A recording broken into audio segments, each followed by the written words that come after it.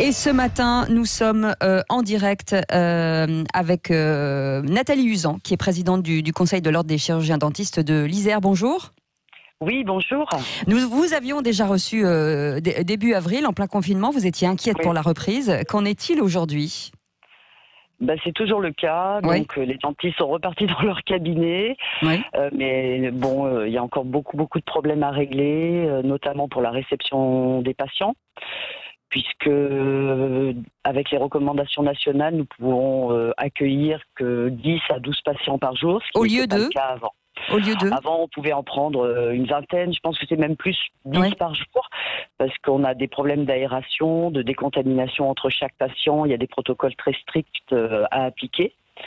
Oui, parce qu'il y a quoi, entre chaque patient, il y a quoi ? Il y a une vingtaine de minutes, le temps d'aérer, le temps de nettoyer ? Tout à fait, il faut ouvrir grand les fenêtres, aérer, nettoyer toutes les surfaces puisqu'on a des problèmes d'aérosolisation.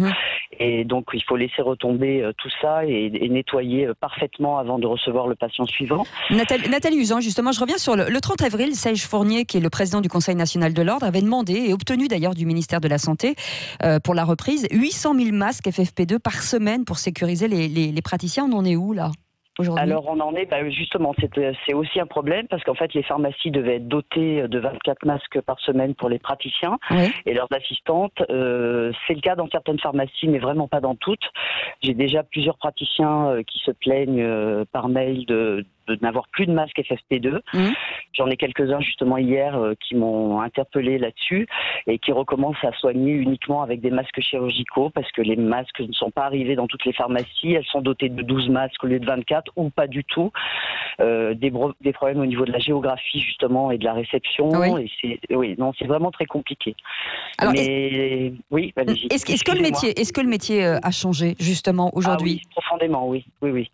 C'est vraiment devenu compliqué, surtout qu'on ne nous donne pas vraiment les moyens d'appliquer nos recommandations.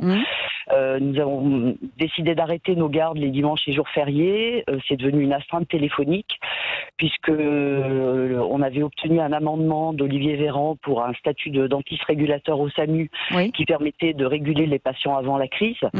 Le statut n'est toujours pas applicable puisque le décret d'application n'est pas encore sorti, donc nous l'attendons en urgence. Nous avons notre député Camille Gaillard-Minier qui s'active dans ce sens-là et d'autres députés aussi qui s'y mettent, puisque plusieurs départements ont décidé de ne plus accueillir les patients les dimanches et jours fériés. Ça pose un énorme problème de santé publique. Mais ça veut dire que les patients hésitent aussi à venir chez vous ? Non, pas du tout. En fait, ils n'hésitent pas. C'est nous qui ne pouvons pas les recevoir comme il le faudrait. Nous n'avons pas aussi accès à la téléconsultation alors que beaucoup de professions l'ont obtenu en urgence durant la crise. Et alors que maintenant, les recommandations montrent bien qu'il faut, opérer une espèce de classification des patients pour éviter des contaminations croisées. Il faudrait quand même pouvoir soigner des patients à distance, au moins les conseiller, prescrire à distance, les rassurer en attendant de pouvoir les prendre.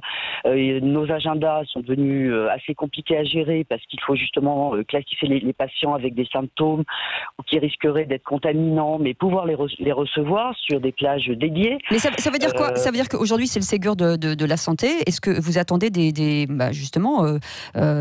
choses pour vous aider immédiates ? Immédiate, oui, on attend des mesures en tout cas. Qu'on reconnaisse la mesure, la téléconsultation qui a été reconnue pour beaucoup de professions durant la crise, qu'on puisse donc, gérer nos patients à distance. Ça, c'est une première chose. Nous attendons aussi ce statut, le décret d'application pour le statut du dentiste régulateur au SAMU, ce qui permettrait de soulager le SAMU et de ne pas avoir 70 patients qui arrivent à la porte des cabinets, donc avec aucune distanciation, aucune mesure de précaution. Et ça, ce n'est pas possible. C'est pour ça qu'il n'y a plus de garde, alors qu'on a déjà des patients en errance.